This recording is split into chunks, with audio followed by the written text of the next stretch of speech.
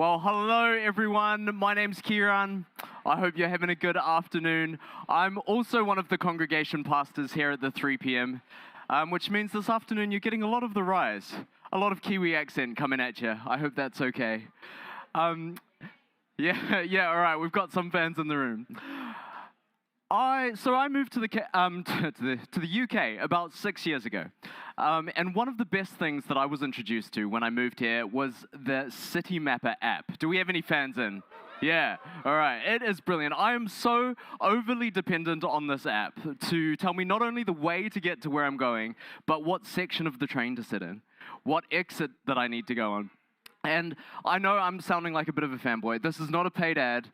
And just to prove it, I'm going to say that the walking directions are actually a little bit leave a little bit to be desired. And so I use Google Maps for walking. Does anybody do that too? Yeah, all right, cool. Bit of feedback for the City Mapper team. I remember a few years ago, Bex and I, we were on our way to visit some family in New Zealand.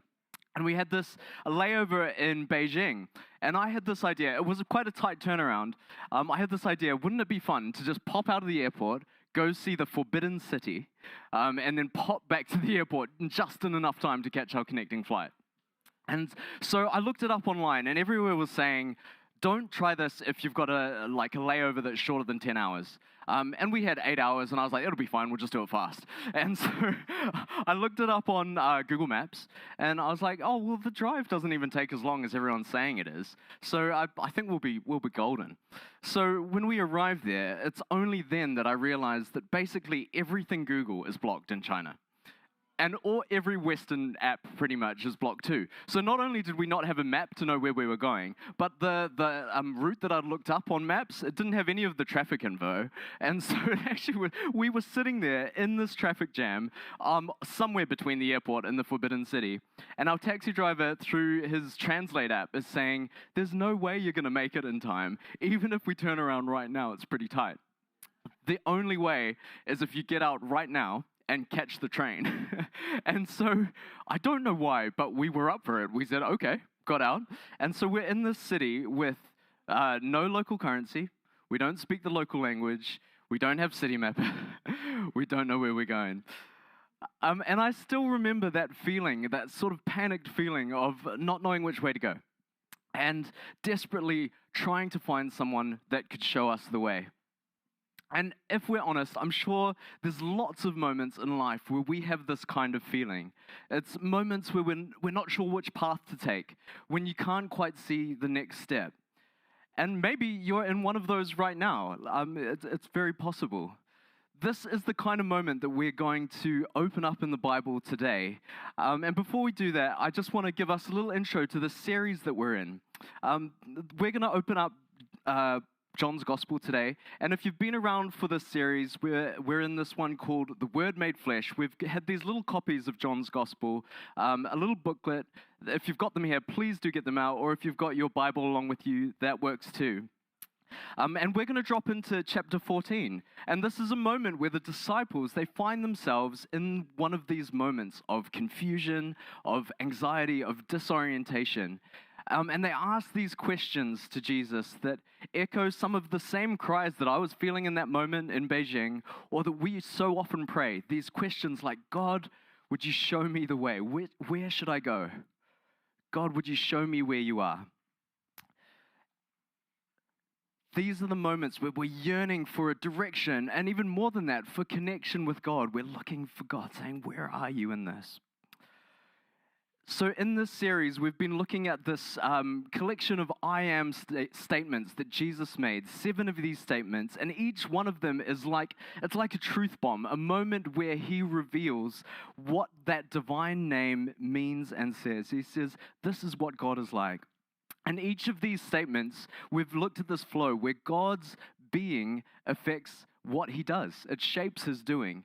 And from that, we get our identity, and then that shapes our doing. It's this flow through the series that we're going to look at today. So, like I said before, this is a moment that we're going to turn to soon that is full of confusion and fear. And Jesus responds not with a map or not with a list of instructions, but with a revelation of who he is. So let's turn to chapter 14. We're going to start from verse 1. I'm going to set the scene a little bit more. So Jesus is with his closest friends in the upper room. They're sharing what will be their final meal together before he's crucified. And can you imagine the atmosphere? It's heavy. He's just told them that one of them is going to betray them. He's told Peter that he will deny him. He's said that he's going to go away. And everything that they've built their lives on, they've traded away careers, opportunities, the expectations of their family to follow this one man. And they can see it all crumbling down. He's saying he's leaving. The world that they know is shaking. And this is what Jesus says to them with compassion in verse 1. He says, "Do not let your hearts be troubled. You believe in God, believe also in me." And let's not forget here that he is the one that's about to be crucified. Earlier it said that he's even been troubled in his spirit. But he sees their distress, and in compassion, he reaches out to them and says, "Do not let your heart be troubled," and starts to reveal why. He's hinting at this bigger statement about who he is. He's saying that something bigger is going on.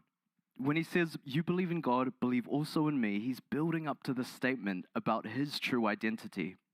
He goes on to say in verse 2, "My Father's house has many rooms. If that were not so, would I have told you that I'm going there to prepare a place for you? And if I go and prepare a place for you, I will come back and take you to be with me, that you also may be where I am. You know the way to the place where I'm going." Now, it's easy for us to miss this, but this is a picture of a marriage proposal. In the customs of the time, a groom would travel to meet his future bride, where they'd get engaged. And this was a binding commitment. But then he would go away. He would go back to his father's house to prepare a place for them to live their new life together. And it was only when that place was ready that he would return and that marriage would be complete. So Jesus here, he's riffing on that imagery. It would have been as clear for the disciples then as if we were talking about getting down on one knee and presenting a ring. This is about so much more than just booking a room in heaven. I want that to be clear.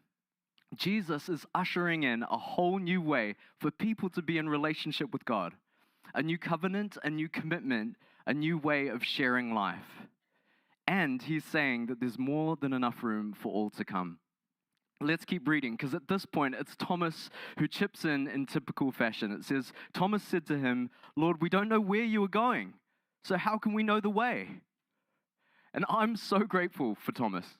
You know, he gets labeled as the one who doubts so often, but I think it's a fair enough question. I think he asks the sort of things that most of us would want to ask.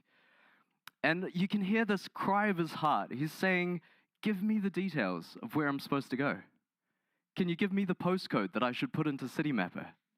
Give me the steps, give me the instructions, so I can make the right turns at the right time." I'm sure we've said similar things to God at different points in our lives. And Thomas's question is the setup for this iconic line in verse 6. Jesus answered, "I am the way and the truth and the life. No one comes to the Father except through me. If you really knew me, you will know my Father as well. From now on, you do know him, and you have seen him." This is the explosive "I am" statement that we're looking at today. And it's an absolute banger. It is iconic for a reason. Now, to our ears, you might have heard this so many times that it sounds like a nice line for a Christian fridge magnet. But can I say to you that at the time, this is a scandalous, radical claim. So when Jesus starts with "I am," he's using the sacred name of God that we've heard about, revealed to Moses originally. I am who I am. And it was a name so holy and so sacred that people wouldn't even say it out loud. And Jesus says it again here, knowing full well that this is controversial. He's said it before, and people have literally picked up stones to kill him for saying it. So Jesus is looking the disciples in the eyes and saying, "You want to know the way to go? It's me. I'm fully God, I'm fully human, and I'm right here with you, so you can know exactly what God is like." I don't want us to miss how explosive this is. This is dialing it all the way up to 11. Not only is he saying that he's God, he is present with them, and they can know him right there, right now. And this is the big truth behind today's I am statement that I want to highlight, that in Jesus, we are restored into relationship with God, not at a distance, but up close and personal. This is the good news that we long for in a culture that has become increasingly isolated, detached from one another, craving connection. And there are so many different ways that we can try and solve this. Maybe it's with the right job, the right gym subscription, the right social groups. But the answer that the gospel gives us is this, that the ultimate connection that we're made for, that we all yearn for, is restored in the person of Jesus. And through his life, his death, and his resurrection, we can be in real, intimate relationship with the living God. That's good news. Tim Keller put it this way, that the essence of Christianity is personal knowledge of God. Everything else in the Christian life is secondary. It all flows out of that. So over the last few weeks, we've seen that biblical pattern that we put up on the screen before, that God's being overflows into his doing, which shapes our being and then shapes our doing. It always starts with who God is. And Jesus has just shown the disciples, and so he's shown us, this window into the character of God. He doesn't stand off at a distance. He doesn't just hand out rules to follow. He is the way, the truth, and the life. So we're going to have a little look at this quickly before we look at what this means for us today. And it's really clear that we've got a 3-for-1 here. Other preachers, they get I am the gate. I've got 3 here that we're going to go through. I didn't mean that to sound as bitter as it did. I'm quite happy to get this passage. But these 3 words, they're not separate ideas. They're connected. So let me take us through them, those 3 words that we see here Jesus use. So firstly, the way. And we get this from the Greek word hodos, which means a road, a journey, or a path. And for people at the time, this would have brought to mind associations of the Torah, the written law. Jesus, knowing this, he's sort of riffing on this. He's saying that I'm the fulfillment of the law, and I'm giving you a new and living way. He's saying that the way to God isn't just a path that you learn, but it's a person that you can know and you can follow. So if you're anything like me, it's so easy to keep falling back into this way of thinking that we're going to carve out our own way to get right with God. We think, I'm just going to make the right calls at the right time. If I try hard enough, I can clean up my life, I can fix my habits, and pray the right way, and I might just make myself acceptable to God. But Jesus flips all of that around. His way is the way of the cross. It's the way of surrender, of death, of resurrection. And it's only because of him and in him that we have a way back to perfect relationship with the Father. This was such a central idea for the early Christians that they weren't really called Christians at all for a while. They were first known as the Way, or followers of the Way. I just want to pause here because some of you might be curious to know about the ending of that story that I opened with. What actually happened in Beijing. Well, we managed to make it pretty close to where we were supposed to be via the train and making some hand signals. But it was only when we stumbled across someone who spoke English and seemed to know where they were going that we could ask, can you show us the way? And we had to stay close to them, and we actually made it to the Forbidden City and back just in time to catch our flight. And our adrenaline was shot. It was the worst taxi ride back of my life. But we made it, and only because we bumped into these people. I don't want to stretch the analogy of that story too far, but it was a personal knowing that led us to where we wanted to go. And here's the punchline from Jesus' words, that Christianity, it's not primarily a philosophy or a set of moral guidelines. It's a personal relationship with the living God through Jesus Christ. As we sometimes say at KXC, you might have heard this phrase that we don't have a map, we have a guide. And it's a picture that comes from how God led his people through the wilderness, a cloud by day and a fire by night. Even then, God didn't want to settle to just be someone who dished out navigational directions. He wanted relationships, and Jesus embodies this as the way. Next up, we've got the truth. And this comes from the Greek word aletheia, and it's translated from this word. It means more than just being factually correct. What it means is the ultimate reality behind things. And so when Jesus uses this, he's not just saying, I teach you the truth. He's saying he embodies it. He is the visible image of the invisible God, the living, breathing truth of who God is. And that truth is personal. You know, there's this big difference between knowing about someone and knowing them personally, right? Like if a hacker got into our computers and they got our national insurance number, they got our work history, they could see how much of our paycheck we spend on food, they know maybe even your journal entries, they would know a lot about you, but none of us would say that that hacker knows you personally. In a similar way, I know a lot about Bex. You'd expect that to be a part of our relationship. In fact, it would be kind of strange if we didn't want to know facts about each other. But at its heart, we know each other personally because of our relationship, because of connection, because of time together. It's a personal knowing. And I won't expand more on the biblical definition of knowing here, but let me just say it's comprehensive. And it's the same with God. Sure, you can know facts about him, but Jesus makes it possible to know him personally. And that's why he says, if you've seen me, you've seen the Father. That is such good news for us in a world where truth itself feels shaky. This word is used in so many ways. We're overloaded with a dizzying amount of information. And it feels harder than ever to trust what we see, especially with, a whole lot of AI-generated stuff. It's like, what is true? What is real?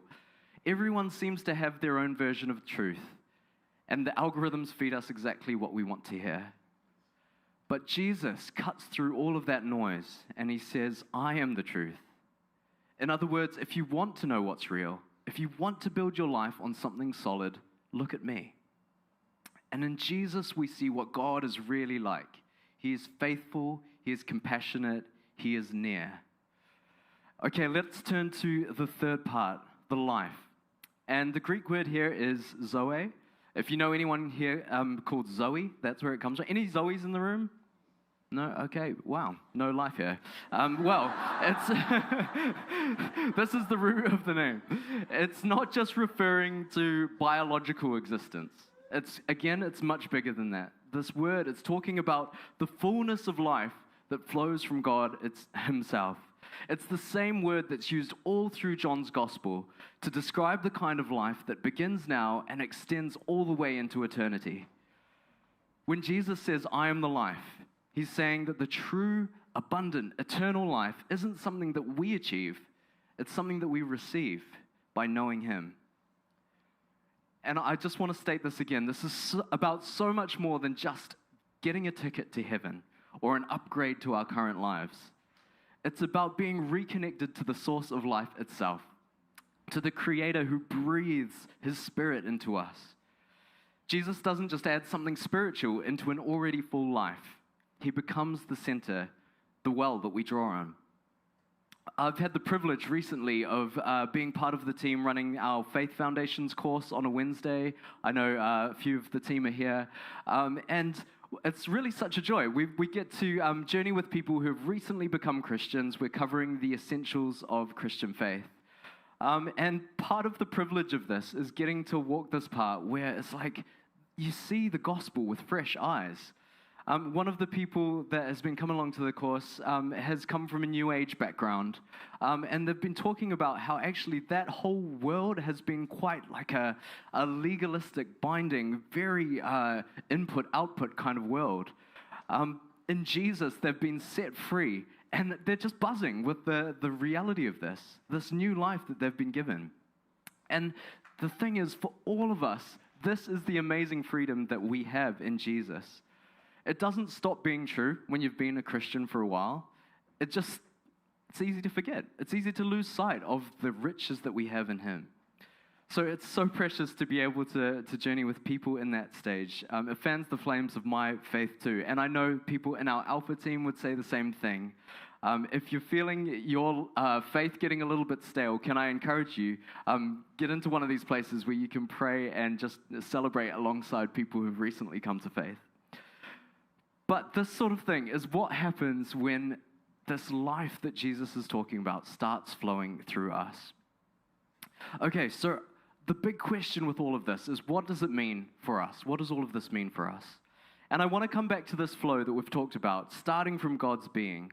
And I want to phrase it like this, that if Jesus' identity is the way and the truth and the life, then we see that overflow into his personal presence to guide and reconnect us into relationship. And that shapes our identity as known and beloved by God. And that frees us to trust God with our whole lives. We see this personal presence of God that changes everything. We see it in the sign of Jesus walking on the water, back in John chapter 6. I'm not going to put it up on the screen or read through it just now, but to summarize, this is a moment of turmoil and fear, again, for the disciples. It's dark, it's windy, and a storm is whipping their boat around. And Jesus then walks up to them on the water, and it says they're afraid. Fair enough. They've got a lot to deal with. There's waves coming, wave after wave. There are ropes to fasten, things to do. And suddenly it seems like what looks like a ghost is walking towards them. But Jesus steps right into this chaotic moment. And what is it that he says? And I think this is key. Because he doesn't say, don't worry, you're going to get there. He doesn't say it's going to be fine. He doesn't say turn left a little bit, just head that way. He says, it is I, don't be afraid. And you might remember when Pete introduced the series a few weeks ago, he said this is a lousy translation. That's his words, not mine. But he said that we should read this as another one of these I am statements. He's saying, I am here with you, and this is not just your friend, this is God, the living, breathing God, present with you, fully human, fully God. And it's his personal presence with them that is the reason not to fear. In this particular story, they recognize that this is who he is, and they say yes to him coming on board. And what we read is it says that they immediately reached the shore where they were heading. Now, I just want to be clear again. This isn't a story about just being teleported out of the hard things in life. This is so much deeper. It's about the personal presence of God with us that we can know today and the rest of our lives into eternity. Have you let that sink into your soul? That no matter what we're going through, no matter the disorientation or pain or disappointment, that we can know God personally present with us through his Spirit. That even in moments of breakthrough, of celebration, of answered prayer, that the point is actually to draw us deeper into relationship with the God who loves us. There's an invitation here for each of us today to come and know Jesus as the way and the truth and the life. And this is captured really beautifully in this meditation from Thomas à Kempis, who was a priest, a monk, and an author from around the 1400s. I'm going to read it here because I think it's such a powerful reflection on what God is saying to us. Follow thou me. I am the way and the truth and the life. Without the way there is no going. Without the truth there is no knowing. Without the life there is no living. I am the way which thou must follow, the truth which thou must believe, the life for which thou must hope. I am the inviolable way, which basically just means the way that won't be broken, the infallible truth, the never-ending life. I am the straightest way, the sovereign truth, life true, life blessed, life uncreated. This is an ancient truth, and it's the best news that we can live from this identity of being known and loved by God today. So if we live from that identity, it overflows into action. And this is what I just want to cover quickly, that it means that we can live in trust with God. And there's 3 quick ways that I want to highlight that we can trust God. Firstly, we can trust God to lead us into life. Following Jesus, it means trusting him even in those moments of disorientation and confusion, when the maps that we usually rely on don't show the way forward. And what this means for us is that, the task is never done, because this is all about communion with Jesus. For me, big life decisions, they aren't my forte. I'm a big-time overthinker. Anybody else in the room, a big-time overthinker? Yeah, cool. Anyone still deciding? That's just a little joke for free. So it doesn't mean that I make bad decisions, I don't think. It just takes me a long time to get there, and I can get stuck in this analysis paralysis. And I remember a time in my early 20s when I felt like I was just stuck. I was studying something that didn't feel like the right place for me. I wasn't sure where my life was heading. And on top of all of that, I had some tricky relational stuff with some of my closest friends that meant the people I'd normally go to for support weren't available to me. And I remember calling out to God, why is this happening? What am I supposed to do here? Can you just tell me what I should do? I'll do the big life decisions if you just tell me. And I remember really clearly him just saying in a still small voice that, will you do this season with me rather than for me? Are you coming to me for the right answer or for right relationship? See, from now on, we can trust in him and we can know him. We can say, I know the way. Not because I know the steps, but because I know the person, Jesus. If we stay connected with him, we can trust him to lead us into life. And as Bex mentioned, we're about to have this blockbuster baptism service. 14 people, it's amazing. And we're going to be celebrating and, shouting our lungs out because these are people who've experienced this life. We're going to celebrate with them. Okay, next, we can trust God with honesty. God isn't impressed with noise or empty gestures. He wants honesty. And he's always wanted real relationship, not performance. I've had seasons where I know that I've gone through the motions, doing all the right things, but drifting inside. Maybe you know that feeling too. But being with Jesus, it doesn't always mean, feeling it. It means showing up anyway. It means bringing all of our sin, our pain, and our praise to the altar, this meeting place with God. I was talking with someone the other day, and just I was going to share the story, but just in a bite-sized way. Basically, they were saying, I have all these questions, all this disappointment about God, and everywhere that I've turned, it hasn't answered what I'm looking for. And I just asked them, what has it been like when you've taken that to God? And they said, I don't know if I've tried that yet. And I sensed an invitation from the Spirit there that I think is for us today as well, that God can handle our honesty. He wants our highs and our lows and everything in between because he wants genuine, deep connection with us more than any outward sign. So let's not miss out on the personal presence of the living God right here with us. It means we need to be willing to open our minds, our hearts, and our souls to him. And thirdly, we can trust God to transform us.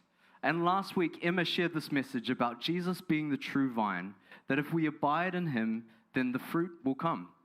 And I really recommend you to go and listen to that message if you didn't catch it. One of the things that I just took away from that is that while we don't strive to make the sort of fruit in our lives that we want to see, at the same time, if our connection with God, if it doesn't lead to a change in our lives, if it doesn't lead to fruit, then there must be some sort of disconnect or blockage somewhere along the way. And you might have heard this phrase when it comes to church or to connecting with God, that come as you are, but don't stay as you are. It might sound a bit strange. It might even sound a bit heavy or judgy. But I actually think that there's a lot of hope in this, that all of us can experience the life to the full that Jesus came to bring. I want to be changed. I want to be changed to be more like him. This is a hope-filled promise. I want to come into land, but I don't want us to miss this, that there is an invitation for each of us today to come and know Jesus as the way and the truth and the life. And I want to land with this story. You might remember from 2018, the story of the Thai football team that got stuck in a cave. Does anyone remember that? Yeah. It was 12 boys and their coach, they were a football team. They'd gone into this cave after a practice, and suddenly this heavy rainfall hit, and they were stuck deep in this cave. They were completely blocked from escape. It was a massive, complicated rescue mission. I think I read that there were over 10,000 people involved with this rescue effort, including more than 100 divers. It seemed like the whole world was watching. And they'd been stuck in the cold and the dark for 9 days, no food, before the dramatic moment when the first diver got through to them. Can you imagine that? 9 days in the cold and the dark. Here's my guess. That, nice little chart that you might remember, that sort of thing was really doing the rounds. Here's my guess, that if any of us had been stuck in that cave, when the rescuers arrived, none of us would have asked that diver for the directions out of the cave. That would have been ridiculous. No, you would cling on for dear life to the one who can get you out. And that's what they did one by one as they were brought to the surface. They held on to the ones who knew the way, who were the way out for them. This is the invitation for us. Jesus is the way and the truth and the life. And he's inviting us to cling on to him today, to surrender our lives to him. And in doing so, find the truth and the life that we were made for. And this is what Jesus is really highlighting. The only way that we can do that is to say yes to him.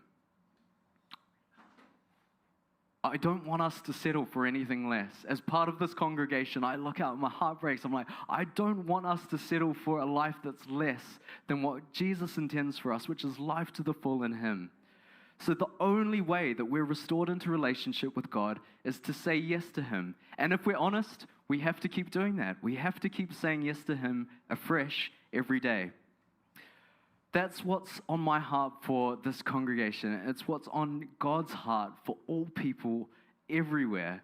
And we can tap into this by saying yes to him.